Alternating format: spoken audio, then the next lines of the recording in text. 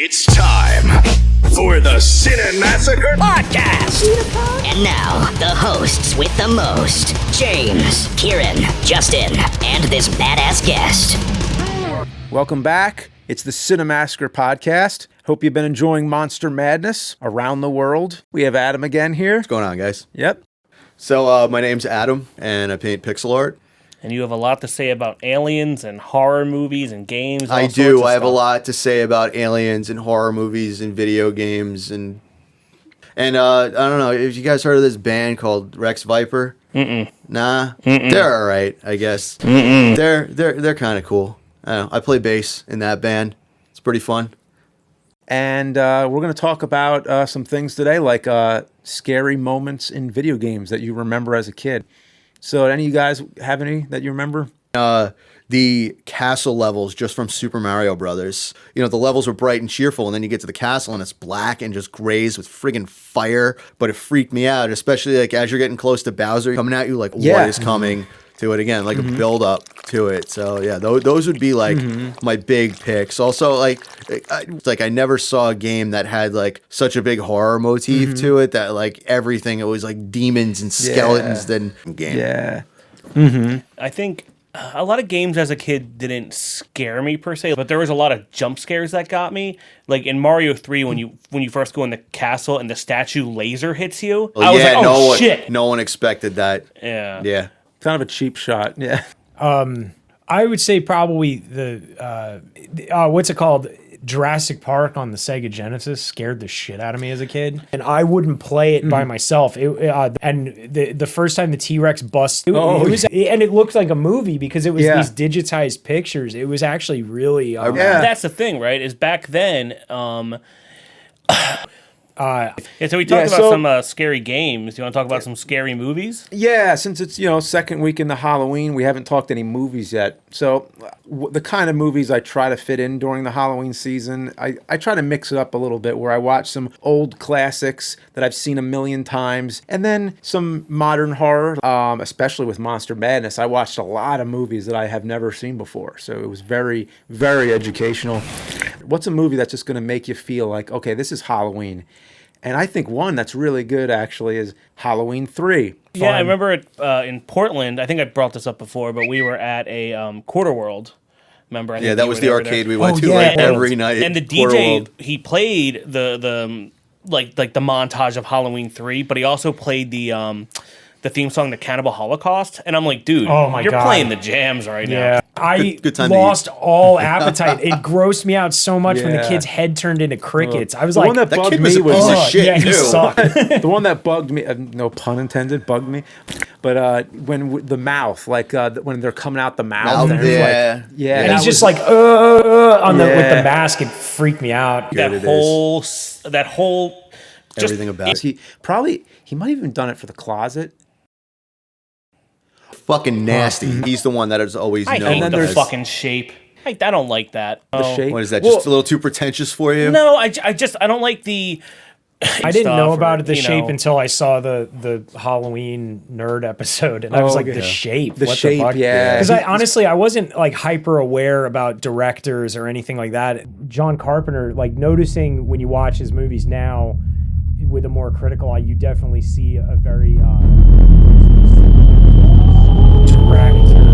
One of the scariest scenes in the first Halloween is during the day when Michael Myers steps out from behind the bushes and then goes back. Yeah. That's fucking terrifying. Or like the laundry in the. So we talked about the scary moments in movies, but how about some potential real monsters? How about monsters of the lake in this segment of Is It Fucking Real?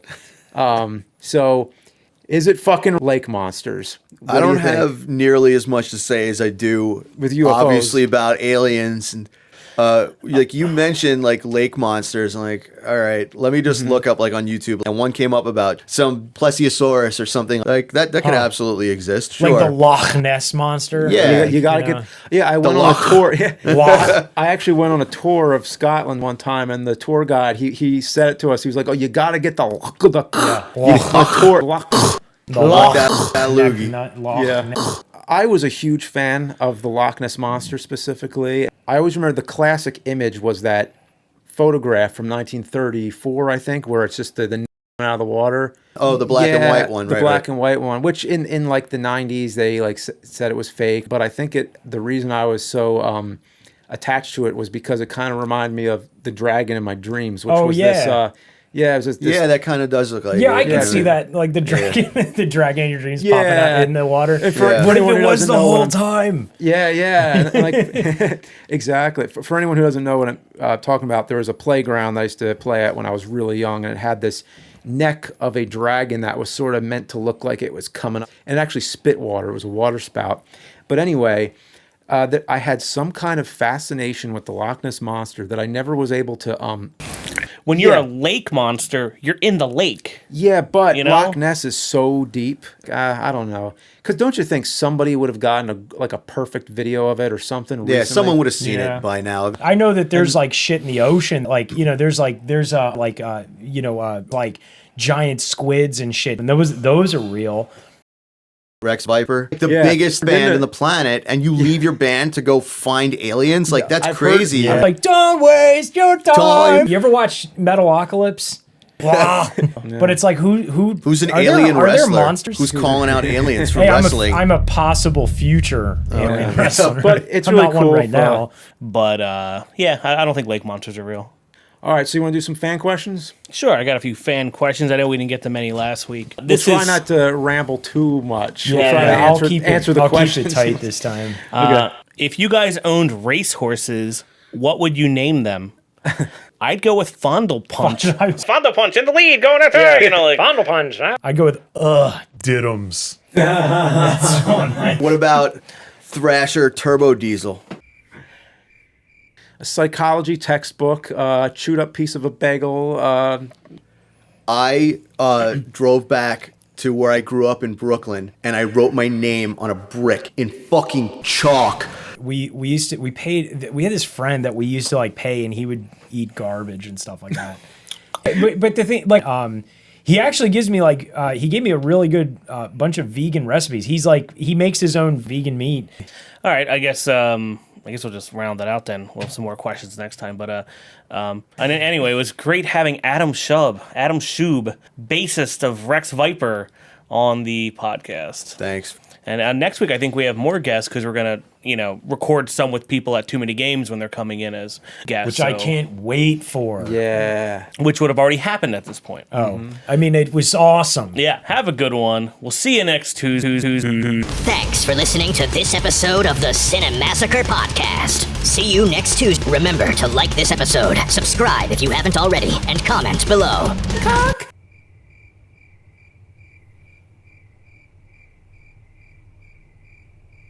Chewed up piece of a bagel.